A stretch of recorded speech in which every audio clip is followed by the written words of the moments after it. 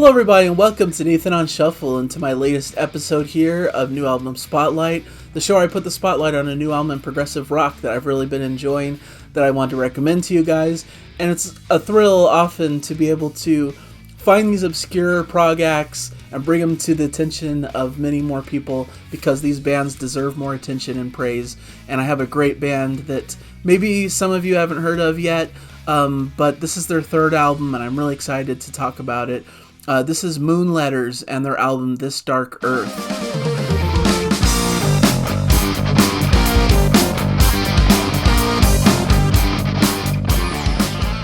So this is a band that was formed in Seattle in the United States, and they've been around at least since 2019 when their debut record came out, Until They Feel the Sun. They came to my attention with their second record, Thank You From the Future, which came out in 2022.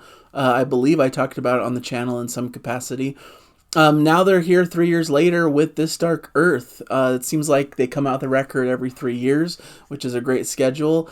And this is a real great record. I think this might be the best one they've crafted thus far in their career. It's really exciting to hear this record.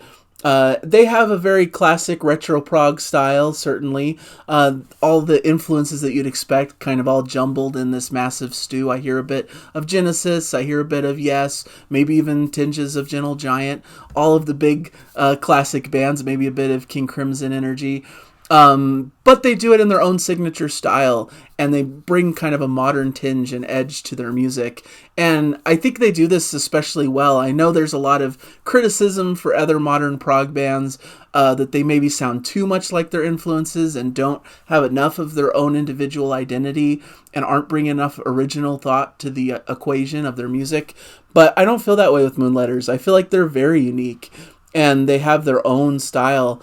Doesn't sound like much other prog that I listen to. Like, it's very quirky and very unique, and the way they meld these different influences and styles into their own unique sound is just a really cool testament to who they are as a band. I really enjoy this quite a bit, and the more I listen, the more I like it. And it does have a little bit of an independent kind of raw flavor to the production style. You know, they're not part of a major label. They're kind of doing this on their own. They just recently did a Kickstarter campaign to kind of help fund their upcoming projects, and I contributed to buy I believe it's a signed vinyl of this record because I like it so much.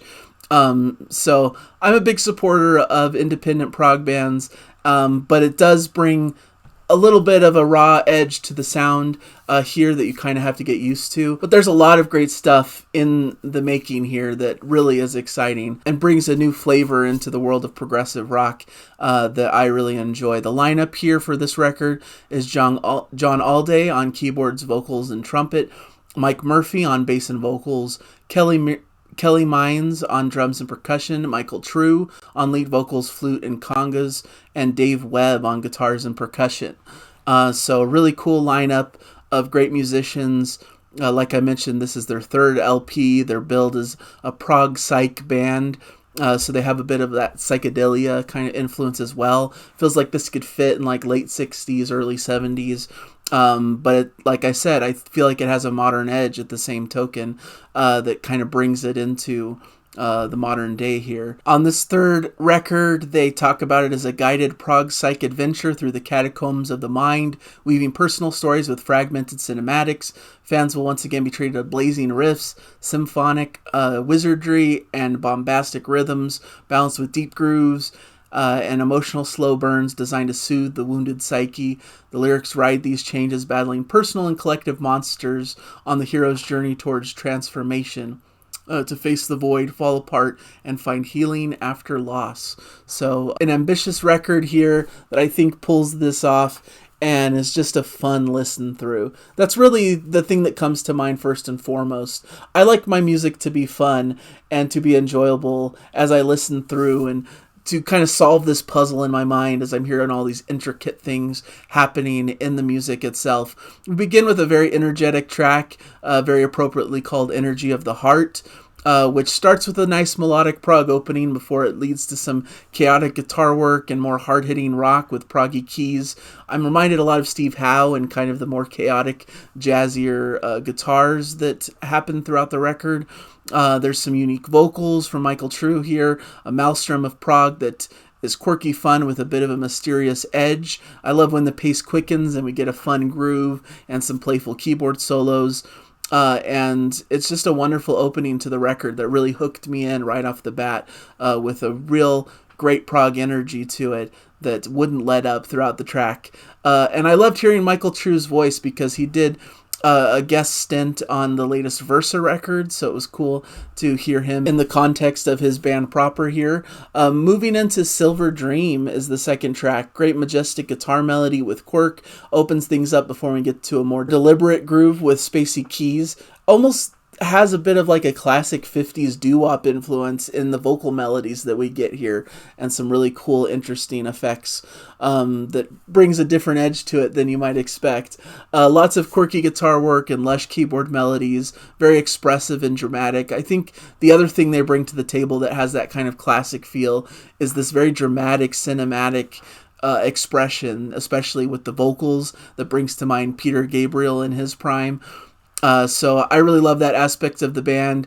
They have moments where things just break down to keys and vocals with some cool sound effects before the pace quickens again, and we get some guitar synth trading leads and even a trumpet spotlight on this second track. So a really eclectic mix of a lot of cool different things happening, and sometimes it could be a bit overwhelming, all of the kind of quirky stuff that's going on in the mix, but once you hear it a few times, you really dial in and grab hold of some of the more grounding parts of the song. So Island of Magic Mirrors begins once again with big energy and fast-paced and furious, but then gets a bit more dreamy and more psychedelic. Just a big ball of proggy energy, ever shifting as it bounces along throughout the track. There's a bit of a bluesy, proggy jam halfway through the piece that was really fun, and it ends with some cool trading solos between a piercing keyboard sound and really cool guitar work. So three really quick-paced, kind of fun, quirky songs that really bring the energy and prog power.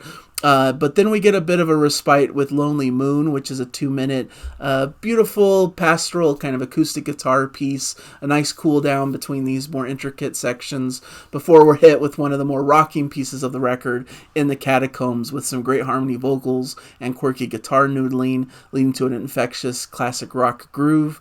Fast-paced rocker with lots of intensity and cool guitar and keys interplay, and they really pull out all the stops in a furious, shorter rocking piece here with lots of instrumental freakouts and some great moments. I love kind of the creepier piano in the back as the guitar is shredding throughout the final minutes of the song. So really beautiful work. That was like their early single, I think, and it was just a really fantastic showcase for what the band's all about and giving you a burst of their energetic flavor.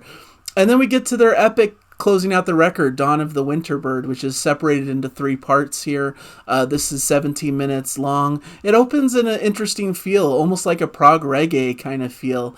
We get some cool guitar playing and quirky keys, giving this kind of majestic, proggy feel as it continues to swirl and morph through this kaleidoscope of sound that they've developed.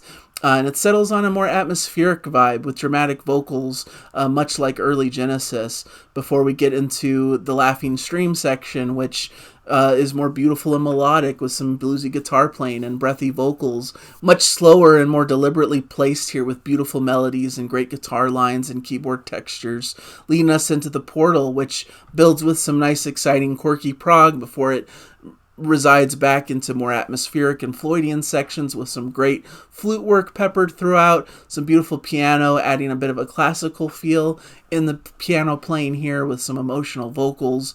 And then the band kicks back in, adding weight and power with a bouncier rocking feel and some ramp-ups of energy and great instrumental build-ups in an epic prog style here. I found it interesting that through a lot of this piece, it's a bit more laid back after a lot of the pieces through the record being more energetic and in your face and quirky and all over the place in their progginess. This one lays back a little bit more, and it has a little bit more time to stretch itself out and lead to some more atmospheric kind of beautiful sections focusing mainly on great melodies, and it just is a great journey of a record. So 43 minutes long, it feels like it breezes by. Every track has something unique about it that draws your attention and brings you into their fold.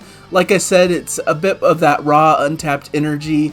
They're bringing this kind of independent, more unpolished flavor to this record, but I think that adds to its charm. It just feels like they really put their heart and soul into this, and I love all the switch ups, all of the different quirky arrangements, all of the great prog that you hear throughout the record that brings to mind different influences but never feels like a carbon copy of what's come before. So I think this is well worth your time and attention if you're into this style of prog.